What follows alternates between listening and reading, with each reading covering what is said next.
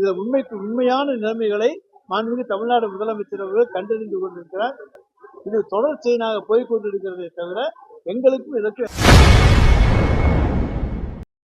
Armstrong வழக்கில் திமுகவை முடிச்சு போட்டு பார்க்க வேண்டாம் என செய்தியாளர் சந்திப்பில் சட்டத்துறை அமைச்சர் ரகுபதி ஆவேசமாக பேசியுள்ளார். தமிழ்நாடு என்பதை உச்சரிப்பதே பாவம் என்று எண்ணுகின்ற ஒரு நிதியமைச்சரை இன்றைக்கு இந்திய ஒன்றியம் பெற்றிருக்கிறது.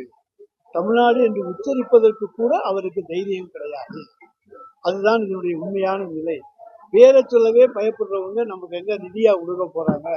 எனவே தன்னுடைய உரையிலே எப்பவுமே திருக்குறளையும் பாரதியாரையும் கடந்த 6 நிதிநிலை அறிக்கையிலே உதாரணம் காட்டிய நம்முடைய நிதியமைச்சர் அவர்கள் இன்றைக்கு அதே நிதியமைச்சர் இன்றைக்கு திருக்குறளையும் மறந்து விட்டார், பாரதியாரையும் மறந்து விட்டார், தமிழ்நாட்டையும் மறந்து விட்டார், தமிழகம் என்கின்ற பேரு, தமிழ்நாடு என்கின்ற பேரு எல்லாவற்றையும் மறந்து விட்டார்.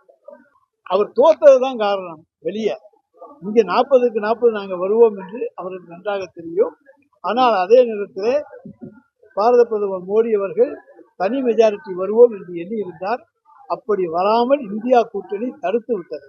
அதுதான் உண்மை. ஆனால் இன்னும் நாங்கள் முயன்றிருந்து இன்னொரு 35 இடங்கள் கூடுதலாக பெற்றிருப்பதனால் இன்றைக்கு ஆட்சி எந்திரமே மாறி இருக்கும். தமிழகத்துக்கு எல்லா திட்டங்களும் கிடைத்திருக்கும். முதலமைச்சருடைய கனவு திட்டங்கள் எல்லாம் நிறைவேற்றப்பட்டிருக்கும். இருந்தாலும் மத்திய ஒன்றிய அரசாங்கம் பணம் தரவில்லை என்றாலும், நிதி தரவில்லை என்றாலும் கூட நம்முடைய மாண்புமிகு தமிழ்நாடு முதலமைச்சர் தமிழக மக்களுடைய நலனை கருத்திலே கொண்டு தமிழகத்தினுடைய இந்த திட்டங்களை, எல்லா மக்கள் நல்வாழ்வுக்கான திட்டங்களை தொடர்ந்து மேற்கொள்வார்.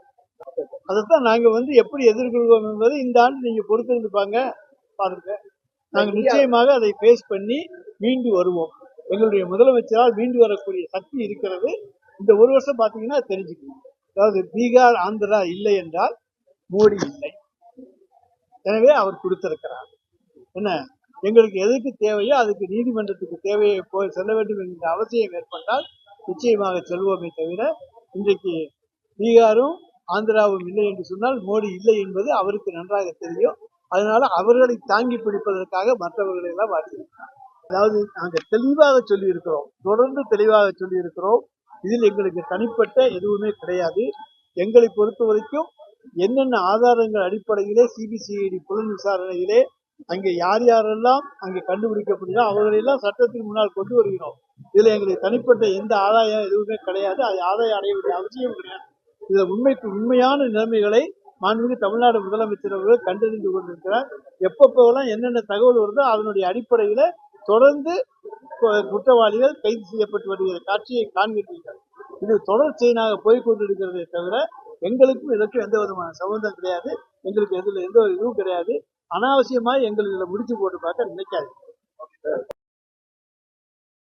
செய்திகளை உள்ளது உள்ளபடி தெரிந்து கொள்ள ரெஃப்ளெக்ட் நியூஸை சப்ஸ்கிரைப் பண்ணுங்க.